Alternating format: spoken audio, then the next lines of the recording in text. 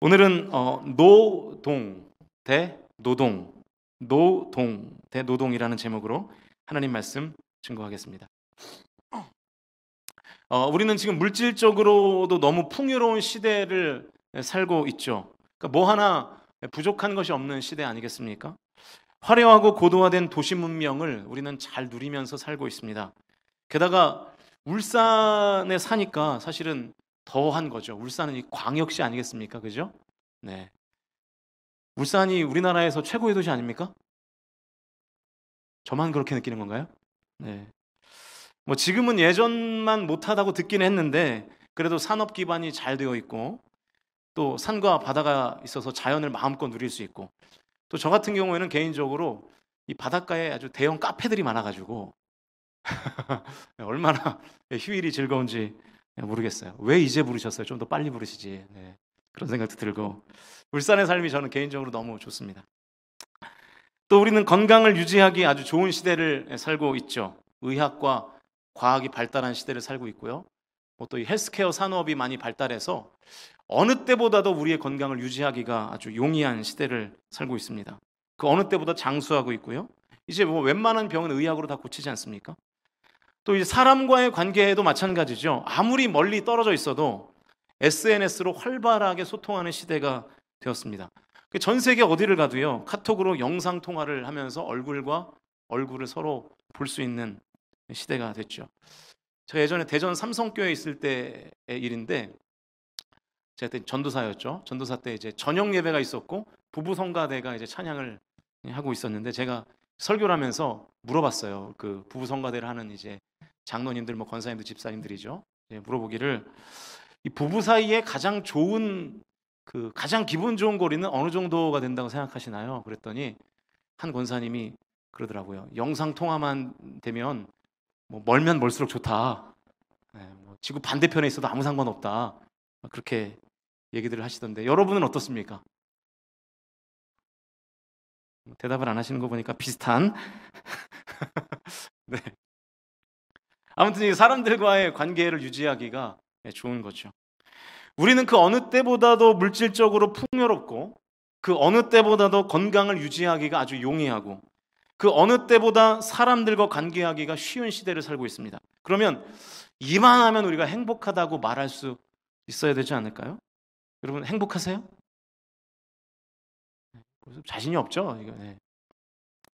몇 년도인지 기억이 잘 나지 않는데 제 기억으로 한 6, 7년 혹은 뭐 7, 8년 정도 된 것 같은데 제가 신문에 어떤 칼럼을 보니까 그 해에 그러니까 7, 8년, 6, 7년 전에 미국인들이 가장 많이 썼던 말이 릴렉스라는 단어라는 거예요. 릴렉스. 흥분하지 마. 진정해. 침착해. 이런 단어를 릴렉스라는 단어를 제일 많이 썼다는 거예요. 여러분 이게 무슨 뜻일까요? 대부분의 사람들이 평안하지 못한 상태, 불안증에 시달리고 있다는 반증인 것이죠. 그러니 여러분 행복할 수 있겠습니까? 아무리 화려한 도시 문명을 누린들 내 마음이 불안하니 행복할 수 있겠냐고요. 여러분 지금 이 사회에서 벌어지고 있는 각종 사건과 사고들을 보십시오. 무언가가 부족해서 일어나는 일들은 거의 없습니다. 너무나 풍요로운데 마음과 정신이 영혼이 병들어서 각종 범죄가 아주 빈번하게 일어나고 있죠. 요즘 이슈가 되고 있는 가평 계곡 살해 사건의 이 여성도 마찬가지 아니겠어요? 이미 기사를 보셔서 아시겠지만 그 여성은 20년 전에 신동엽이라는 MC가 러브하우스라는 그 예능 프로그램을 진행할 때 집을 고쳐주는 리모델링 해주는 프로그램이 있었거든요. 그 프로그램에 출연했던 소녀였습니다. 엄마 아빠의 병수발을 드는 아주 착한 소녀였어요. 살던 집이 깨끗하게 리모델링 된 것을 보고 나중에 커서 내가 이렇게 받은 만큼 다른 어려운 사람들에게 베풀며 살고 싶다는 얘기를 방송에서 할 정도로 굉장히 순수한 소녀였습니다. 그런데 20년의 세월이 흐르면서 이 소녀의 순수함이 다 망가진 거예요. 영혼에 문제가 생긴 것이죠. 그래서 범죄를 저지르게 된 거죠. 그것도 아주 끔찍한 범죄를요. 또 이제 공황장애라는 정신질환은 더 이상 우리에게 이제 특별하지 않은 아주 그냥 주변에서 흔히 볼 수 있는 질병이 되었습니다. 너무 많은 사람이 이 질병에 시달리고 있기 때문이죠. 여러분은 왜 가장 풍요롭고 가장 쾌락적이고 가장 편리한 시대를 사는 우리가 왜 행복하지 않을까요? 저는 그 답을 사도 요한의 편지에서 찾았습니다. 사도 요한의 기도인데요. 요한 3서 1장 2절 말씀입니다. 같이 한번 화면을 보시면서 읽겠습니다. 시작.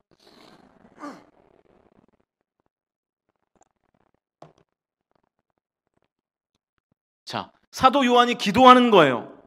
내 영혼이 잘됨 같이 너희 범사도 잘 되기를 기도한다. 여러분, 이 사도 요한의 간구에는 아주 중요한 영적 진리가 담겨 있습니다. 범사만 잘 돼서는 안 된다는 거예요. 먼저 무엇이 잘 돼야 된다고요? 영혼이. 영혼이 잘 된 만큼 범사가 잘 돼야 우리가 이 땅에 살면서 진정한 행복을 누릴 수 있다는 것입니다. 영혼보다 범사가 잘 되면 오히려 불행해진다는 거예요.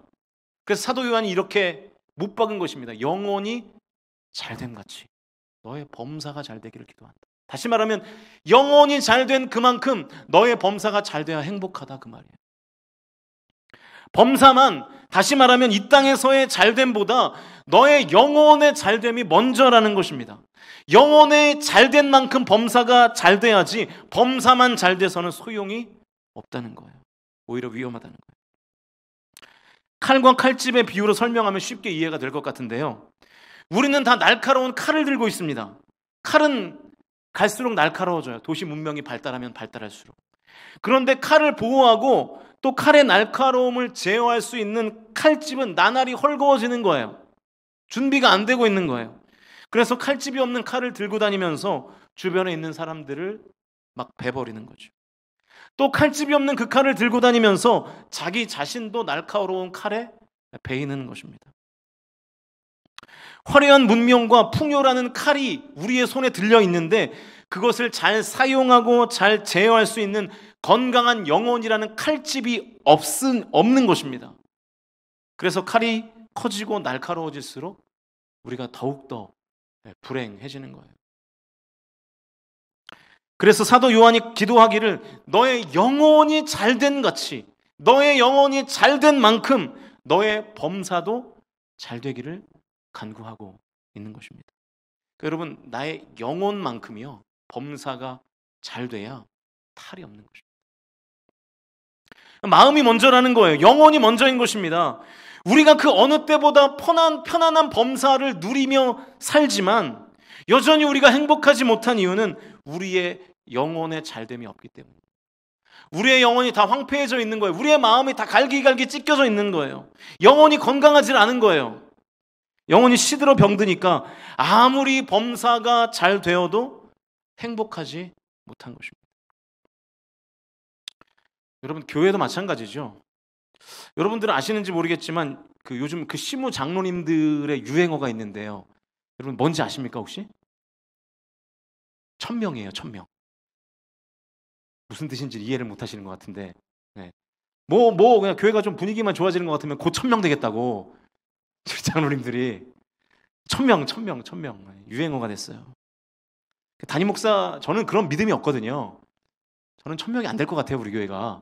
근데 장로님들은 그냥 말씀만 하시면 곧 1000명 될 것 같다, 이렇게 말씀들을 하시는 거예요. 물론 부흥은 하나님 주시는 거지만 아시는 대로 저에게는 1000명을 오게 할 능력이 없습니다. 네. 그래서 저는 그런 믿음이 아직까지는 안 생겨요. 네. 장로님들은 곧 4년이 지나고 5년이 지나면 되지 않겠느냐, 이렇게 믿지 못할 얘기들을 막 하시니까 한편으로는 듣기가 좋은데 한편으로는 좀 부담이 좀 이제스러운 거죠. 네. 심지어 어떤 성도님들은 교회가 부흥이 되면 제가 다른 교회에 청빙을 받아서 갈까봐 네, 부흥이 안 됐으면 좋겠다는 마음이 솔직히 있다는 거예요. 제가 그 얘기를 듣고 굉장히 긴장했어요. 네. 왜냐하면 이게 제 어깨에 뽕이 들어갈 만한 말씀들을 너무 많이 하셔서 정말로 내가 진지하게 조심해야 되겠다라는 생각을 하고 있습니다. 왜냐하면 그런 얘기를 들으면 제 이제 어깨가 이렇게 으쓱해지잖아요. 이거를 이제 심리학적인 용어로는 훅갓이라 그러는데, 죄송합니다. 강단에서 이런 말씀 안 되는데, 네. 그렇잖아요. 이렇게 된다고요. 그래서 내가 좀 깨어 있어야 되겠다. 더 주님 앞에 무릎 꿇고 기도를 많이 해야 될 것 같아요. 근데 저는 그럴 능력이 전혀 없는 사람이거든요. 저를 제일 잘 알잖아요. 저는 여러분 기대하지 마십시오. 저는 그런 사람 아닙니다. 여러분이 뭐 하시는 거지 뭐 제가 하는 게 아닙니다. 그런데 여러분 중요한 것은 뭐냐면요. 지금 우리 교회는요 1000명이 되면 안 돼요. 네. 이게 무슨 소리죠? 담임 목사가 부흥을 원치 않는 발언을 하고 있는데. 네. 네. 근데 진짜 그렇습니다. 갑자기 부흥이 되면 안 돼요. 교회에 심각한 혼란이 올 수 있습니다. 우리 교회는 왜냐하면 아직은 이 1000명을 담을 만한 영적인 실력이 우리 교회에 없습니다. 시스템도 아직 정비가 안 되어 있고요. 여러 가지 상황이 1000명을 담을 만한 이렇게 여기 자석은 그 정도가 될 줄 모르겠는데 우리의 영적 실력은 준비가 안 돼 있는 거예요. 그런데 이렇게 영적인 실력이 준비되지 않은 상태에서 갑자기 1000명이 되면요. 교회가 당나라 군대가 됩니다. 파벌이 생기고 서로 싸우고 네가 주인이냐?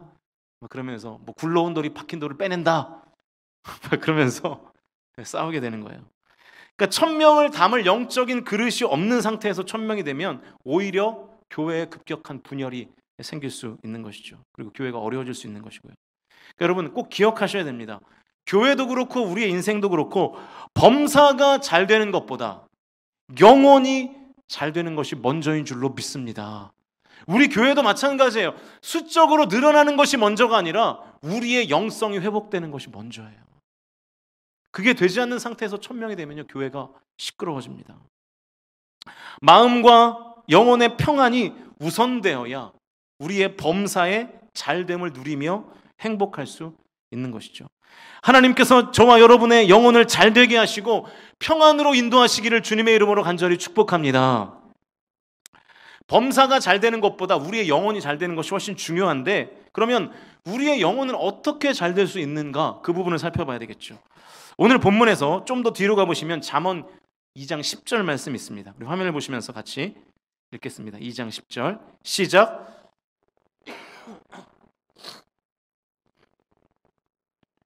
자, 우리의 영혼이 즐거워지는 방법이 있는데 그게 뭡니까? 지혜가 나의 마음에 들어와야 된다는 거예요. 지혜가 우리의 영혼을 즐겁게 한다는 거예요. 잘 되게 한다는 거예요. 우리의 영혼을 즐겁게 하는 것은 지혜라는 것입니다. 하나님의 지혜가 있어야 우리의 영혼이 평안을 누리며 사는 것입니다.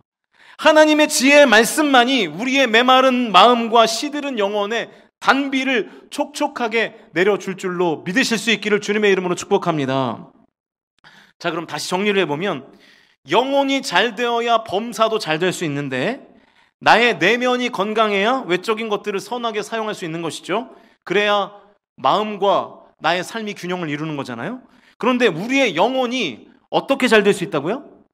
하나님의 지혜가 내 마음에 들어와야 되는 거예요. 그래야 내 영혼이 즐거워지는 거예요. 그러니까 내 영혼이 잘 돼야 나의 범사도 잘 될 수 있다. 그런데 내 영혼은 하나님의 지혜로 잘 될 수 있다. 제가 지금 정리한 이 두 문장이 잠언 전체의 주제이기도 하고요. 오늘 설교의 핵심이기도 합니다. 자, 그러니까 우리는 그 어느 때보다 풍요롭고 재미있고 편리한 시대에서 우리가 참된 행복을 누리려면 영혼이 잘 되어야 되는데 영혼이 잘 되기 위해서 필요한 게 뭐라고요? 지혜라는 거예요. 지혜. 하나님의 말씀이 내 삶의 지혜로 작동이 돼야 되는 거예요. 오퍼레이팅 돼야 되는 거예요. 그래야 우리는 비로소 범사의 잘됨을 누리며 행복하게 살 수 있는 것이죠. 저와 여러분에게 영혼이 잘됨 같이 범사도 잘 되는 은혜가 있으시기를 주님의 이름으로 간절히 축복합니다. 이 균형 잡힌 인생이 되는 거예요. 자, 그러면 영혼을 잘 되게 하는 지혜를 얻기 위해서 우리는 무엇을 해야 될까요? 노동입니다. 노동을 해야 지혜를 얻게 되는 거예요. 그래서 오늘 설교의 제목이 노동 대 노동인 것입니다. 저 한문은 움직일 동자잖아요. 그러니까 움직이기를 노하는 거예요. 움직이기를 거부하는 거예요. 그런데 움직이기를 거부하면, 노동을 거부하면 지혜가 내 것이 되지 못합니다. 움직이기를 거부하여 지혜를 얻지 못하면 범사가 아무리 잘 돼도 나의 영혼이 가난해지기 때문에 우리가 행복을 누리지 못하는 거예요. 그러므로 지혜를 얻기 위해서는 노동을 하셔야 됩니다. 무엇을 위해서 노동을 해야 된다고요? 지혜를 얻기 위해서. 여러분이 정말로 영혼과 범사가 균형 있게 잘 되는 참된 행복을 원하신다면 지혜를 얻기 위해서 노동을 하셔야 돼요. 그래서 오늘 본문에는 지혜를 얻기 위한 노동을 어떻게 해야 될 것인가를 구체적으로 4가지로 말하고 있습니다. 본문 2절과 3절 말씀을 같이 읽어보죠. 2절 3절 읽습니다. 시작. 내 마음을 명철에 두며 지식을 불러 구하며 명철을 얻으려고 소리를 높이며. 자, 여러 가지의 동사가 나와 있는데 정리하면 이렇게 됩니다. 귀를 기울이고 첫 번째, 마음에 두고 두 번째, 불러 구하며 세 번째, 소리를 높이라. 이 4가지예요. 이 4가지의 노동을 하면 지혜가 나의 영혼을 만족해 한다는 거예요. 귀를 기울이고 마음에 두고 불러 구하며 소리를 높여라. 이 4가지의 노동을 해야 지혜를 갖게 되는 것이고, 이 노동을 통해서 지혜를 가져야 내 영혼이 잘 되는 것이고, 나의 영혼이 잘 돼야 나의 범사도 잘 되는 줄로 믿으실 수 있기를 바랍니다. 그러니까 여러분, 예배당에 와서 그냥 가만히 앉아있다가, 수동적으로 가만히 앉아있다가 예배당을 빠져나가면 저절로 나의 영혼이 만족해 되는 게 아니라는 뜻이에요. 아무 생각 없이 예배당에 나와서 앉아있다고 내 영혼이 즐거워지지 않는다는 거예요. 영혼이 성령의 단비로 젖지 않는다는 거예요. 여러분, 속지 마십시오. 난 교회에 왔으니까, 난 주일 성수를 하니까 내 영혼은 늘 평안할 거야, 나의 영혼은 늘 즐거울 거야. 절대로 그렇지 않습니다. 저절로 되는 건 없어요. 영적 노동을 하셔야 됩니다. 추구해야 된다는 거예요. 사모해야 된다는 거예요. 어떻게 해요? 귀를 기울이고 마음을 하나님의 말씀에 두고 불러 구하며 소리를 높이는 노동을 해야 된다는 거예요. 여러분, 예배 가운데 이거 하십니까? 귀를 기울이세요? 하나님의 말씀에. 하나님을 내 마음에 두고 계십니까? 지금? 하나님을 불러 구하고 있습니까? 소리를 높이며 찬양하고 있습니까? 이렇게 노동을 해야 된다고요. 이렇게 사모하는 마음으로 노동을 해야 지혜가 내 것이 되는 것입니다. 사모하지 않으면 지혜를 소유할 수 없습니다. 그러므로 사모하지 않으면 사용할 수 없는 거예요. 지혜를 얻기 위해 노동을 하셔야 지혜가 나의 마음속에 거하게 되고, 그래서 나의 영혼이 즐거워지는 것이죠. 그리고 이렇게 영적 노동을 통해서 하나님의 지혜를 가지면 그 지혜를 통해서 범사가 잘 되는 은혜를 우리가 비로소 누리게 되는 것입니다. 마태복음 11장 12절에도 같은 맥락의 말씀이 있는데요. 화면을 보시면서 같이 읽겠습니다. 시작.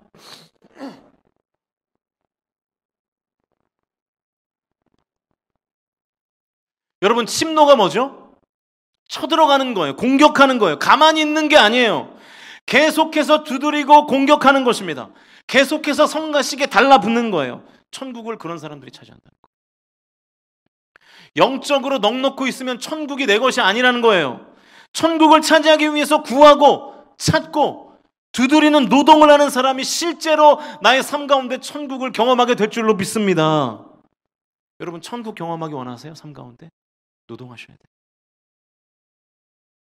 마찬가지입니다. 지혜를 얻으려면 노동을 해야 되는데, 오늘 본문은 그 노동의 강도를 아주 이렇게 강하게 표현하고 있습니다. 본문 4절과 5절인데요. 같이 읽겠습니다. 4절과 5절 시작.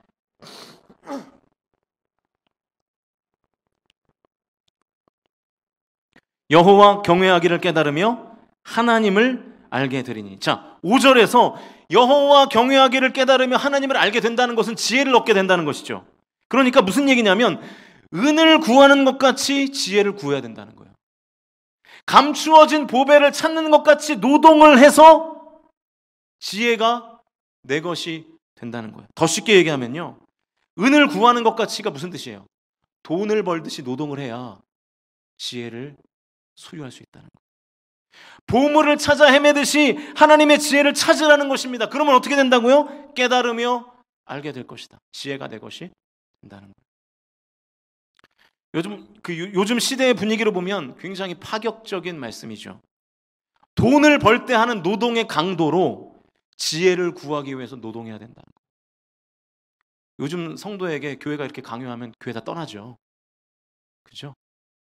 제가 지금 교인들 내쫓는 설교를 하고 있는 거예요, 지금. 돈을 벌려고 애를 쓰듯이 신앙생활에 애를 써야 된다고 지금 성경이 말씀하고 있는 것입니다. 시대에 역행하는 말씀이죠. 여러분, 중요한 것은요, 이것이 분명한 하나님의 말씀인 줄로 믿습니다. 돈을 벌기 위해서 일하는 것처럼 그 노동의 강도로 지혜를 얻기 위해서 노동을 하면 내 영혼이 건강해진다는 거예요. 그래야 영혼이 잘 된다는 거예요. 그래야 영혼이 잘됨 같이 범사가 잘 된다는 거예요. 이것이 하나님이 분명히 말씀하시는 영적 원리입니다. 그러니까 여러분, 신앙생활은 엔조이가 아닙니다. 그냥 뭐 즐기고 누리는 게 아니에요. 그냥 아무런 것 없이 편하게 즐기는 활동이 아닌 것이죠. 진정한 신앙생활은 꽃괭이질을 해서 금을 캐듯이 노동을 해야 된다는 거예요. 힘이 들어요. 그러나 그렇게 영적인 노동을 하면 진짜로 영적인 금을 캐게 될 줄로 믿습니다. 여러분, 이번에 피로회복 부흥회 때 은혜 많이 받으셨죠? 왜 은혜로웠다고 생각하세요? 여러분 잘 모르시는 것 같아서 제가 설명을 좀 해드리려고요. 저 때문이 아니에요. 물론 궁극적으로 하나님이 일하셨기 때문이죠. 부인할 수 없는 사실입니다. 사람이 어떻게 은혜를 끼치겠습니까? 아무리 찬양팀이 앞에서 열정적으로 찬양을 해도 실력이 좋은 찬양팀이 서 있다고 해서 은혜를 끼치나요? 화려한 언변과 논리로 설교를 잘한다고 해서 성도에게 은혜를 끼칠 수 있습니까? 다 하나님이 하시는 것이죠. 그러나 중요한 원리가 숨어 있어요. 왜 피로회복 부흥회가 은혜로웠는지 아십니까? 여러분이 노동을 하셨기 때문이에요. 은혜를 사모하는 마음으로 낮에는 열심히 돈 벌기 위해서 일하고 피곤한 몸을 이끌고 밤에 나와서 예배로 노동을 하셨기 때문에 은혜를 받으신 거예요. 피곤해도 저녁 시간을 주님께 드리셨잖아요. 힘들어서 서서 찬양하고 지쳐도 두 손을 들고 찬양하고 목이 터져라 기도하셨잖아요. 그렇게 노동을 하셨기 때문에 이번 피로회복 부흥회 가운데 하나님의 충만하신 임재가 임한 줄로 믿습니다. 노동이 있었기 때문이에요. 노동이. 여러분의 노동이에요. 그런데 그렇게 일주일을 노동하고 다시 영적 노동을 거부하는 노동으로 돌아가신 건 아닌가. 조금 안타깝습니다. 제가 분명히 말씀드리지만 다시 노동을 회복하시지 않으면 여러분의 영혼은 금방 다시 시들어버릴 겁니다. 은혜를 다 잃어버리게 될 거예요. 지혜를 얻기 위한 노동을 회복하시는 저와 여러분이 다 되실 수 있기를 주님의 이름으로 간절히 축복합니다. 그래서 지혜를 소유해서 나의 영혼이 건강한 거예요. 누가 뭐라고 해도 나의 영혼이 건강하면 상처 안 받아요.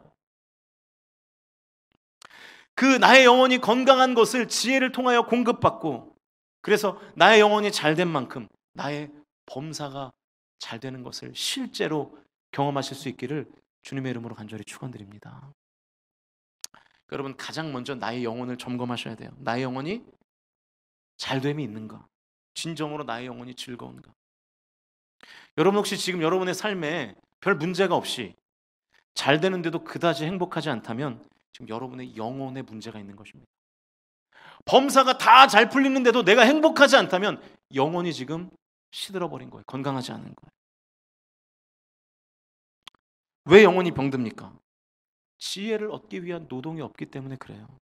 지혜를 얻기 위해서 돈을 벌듯이 노동을 해야 지혜가 내 것이 되고 지혜가 나의 영혼을 건강하게 할 텐데, 그 지혜가 나의 마음을 만지고 나의 영혼을 즐겁게 할 텐데, 그 영적 노동이 없으니까 영혼이 시들시들한 것이죠. 영혼이 쪼그라드는 거예요. 영혼이 바싹바싹 말라가는 거예요. 하나님의 지혜로 나의 마음과 영혼을 적셔야 범사의 잘됨도 의미가 있는 것이죠. 영혼이 허약하면요, 아무것도 다 소용이 없습니다. 사랑하는 성도 여러분, 진심으로 부탁드립니다. 돈을 버는 것처럼 치열하게, 하나님의 지혜를 얻기 위해서 치열하게 노동하시는 저와 여러분 되시기를 축복합니다. 지혜를 얻기 위해서 귀를 기울이세요. 마음에 두세요. 그리고 불러 구하세요. 소리를 높이세요. 그럴 때 하나님의 지혜가 여러분의 영혼을 강건하게 하실 줄로 믿습니다. 지금 여러분의 예배는 어떻습니까? 여러분 이렇게 앞에서 보면요, 지금 어떤 성도가 시험 들어있는지 금방 압니다. 어떤 성도의 영혼이 메말라 있는지요 3초면 알아요. 박수 치면서 찬양하자 그러는데 박수 안 치는 영혼은 다 시험 든 영혼이에요. 아 진짜입니다. 웃지 마세요. 찬양 앞에서 막 찬양 인도를 열심히 하고 있는데 입도 뻥끗 안 하는 성도들 있어요. 영적으로 시들어 있는 거예요. 다음 주부터 이제 안 그러겠죠. 이제 또 시들어 있어도 또 시들은 티를 내면 안 되니까. 근데 여러분 진짜 그렇습니다. 영혼이 시들어 있으면 노동을 안 하게 되어 있어요. 교회에 와서도 그냥 가만히 앉아있다 가는 거예요. 누가 말 걸기도 두려운 거예요. 말 걸면 싫은 거예요. 얼마나 불행한 신앙생활입니까? 여러분 노동을 회복하실 수 있기를 축복합니다. 지금 내가 불행한 이유는 범사가 잘 안 돼서가 아니에요. 영혼이 잘 안 돼서입니다. 상황이 안 좋아서 불행한 것이 아니라 나의 영혼이 안 좋아서 불행한 거라고요. 그러니 여러분 상황을 바꾸지 말고 영혼을 가꾸십시오. 그게 진정한 행복을 누리는 길입니다. 하나님의 지혜를 얻는 영혼을 가꾸기 위한 노동이 없으니까 내 영혼이 즐거울 리가 없고 내 영혼이 즐거울 수 없으니까 뭘 해도 재미가 없는 거예요. 행복하지 않은 거예요. 범사의 기쁨이 없는 것이죠. 이제 말씀을 정리하겠습니다. 여러분 건강하기를 원하시죠? 진짜 건강이 뭡니까? 몸만 건강하면 되나요? 육체만 건강하면 됩니까? 내 육체가 아무리 건강해도 영혼이 병들면 성한 몸이라고 할 수 없잖아요. 영혼이 건강해야 비로소 온전한 건강이 되는 것이죠. 저와 여러분이 영혼이 건강하심으로 또 육체가 건강하심으로 온전한 건강을 회복하실 수 있기를 주님의 이름으로 축복합니다. 여러분 성공하기 원하시죠? 무조건 부자만 되면 성공하는 건가요? 성경에 등장하는 부자가 있어요. 우리는 그 사람을 어리석은 부자라고 부릅니다. 여러분 어리석은 부자는 성공한 사람입니까? 실패한 사람입니까? 우리는 이 어리석은 부자의 악센트를 부자에 넣어요. 그래서 어리석은 부자, 어리석어도 좋다, 부자만 돼보자, 그런 거예요. 근데 여러분 영어 성경을 보시면 표현이 재밌습니다. rich fool이라고 되어 있어요. 부자인 바보. 악센트가 바보에 있는 거예요. 부자면 뭐하냐, 바본데. 부자면 뭐하냐, 지옥 갔는데. 부자만 뭐하냐, 행복하질 않은데. 이게 성경의 메시지인 것입니다. 그래도 부자 되길 원하시죠, 여러분? 여러분 부자면 뭐합니까? 영혼이 곤고해서 그 부유함을 아무것도 못 누리는데요. 아무리 부와 명예와 권세를 가지고 있어도 영혼이 곤고하고 영혼의 즐거움이 없다면 다 소용없는 거예요. 저는 가보지 못했지만 태백에 있는 예수원이라는 이 기도처를 가보면 이런 글귀가 쓰여 있다고 그래요. 기도는 노동이다. 맞는 말이죠. 그런데 여러분 기도뿐만 아니라 신앙생활의 모든 영역에는 다 노동이 들어가야 됩니다. 하나님의 지혜를 얻는 것도 노동을 해야 얻을 수 있는 것이죠. 이 노동을 한다는 것은요 본능을 거스르는 거예요. 여러분 인간은요 서 있으면 뭐 하고 싶나요? 앉고 싶고, 앉아 있으면 눕고 싶고, 누워 있으면 자고 싶잖아요. 그게 인간의 본능이에요. 그러므로 노동한다는 것은 인간의 본능을 거스르는 것입니다. 그 본능을 깨야 영혼이 강건해지는 거예요. 하나님을 아는 지혜를 깨닫기 위하여 귀를 기울이고 하나님을 마음에 두고 하나님을 불러 구하며 하나님께 소리를 높이는 영적 노동을 반드시 하셔야 됩니다. 그러면 하나님의 지혜가 여러분의 영혼을 즐겁게 하실 줄로 믿습니다.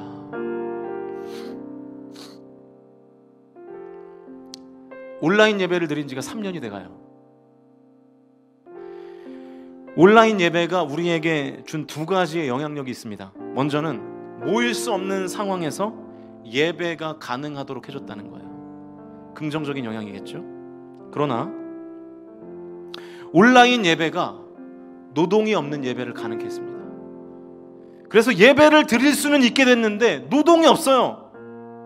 그러니까 영혼에 잘됨이 없는 예배를 그냥 해치워 버리는 거예요. 이게 온라인 예배의 부정적인 영향이죠. 지금 온라인 예배를 드리고 있는 성도님들에게 제가 간곡하게 부탁드립니다. 지금 아프다거나 다른 지역에 계시다거나 하는 특별한 상황이 없이 팬데믹으로 3년 가까이 온라인으로 예배하고 있는 성도들에게 제가 권면하고 싶어요. 이제 노동 없는 예배를 중단하십시오. 현장으로 나오십시오. 지금 나오시지 않으면 정말 못 나오게 될지도 몰라요. 지금 나오시지 않으면 영혼이 정말로 병들 가능성이 큽니다. 여러분, 우리가 화면으로 예배하면서 뜨겁게 찬양할 수 있습니까? 통성으로 기도할 수 있나요? 현실적으로 어렵거든요. 아마 대부분 온라인 예배 드리는 성도들은 예배를 보는 거예요. 시청하는 거예요. 아무 말도 안 해요. 노동이 없어요, 전혀. 이제 노동 없는 예배는 끝내셔야 됩니다. 정말 걱정돼서 드리는 말씀입니다. 지금 나오시지 않으면 신앙을 아예 잃어버릴 가능성이 크기 때문이에요. 현장에 나와 있는 여러분들도 마찬가지입니다. 사랑하는 여러분, 그동안 내가 하던 대로, 되는 대로, 관성대로 신앙생활 하던 것을 이제 멈추십시오. 그리고 교회에 나와서 노동하십시오. 입을 벌리세요. 그리고 기도하세요. 두 손 들고 찬양하세요. 하나님을 마음에 두세요.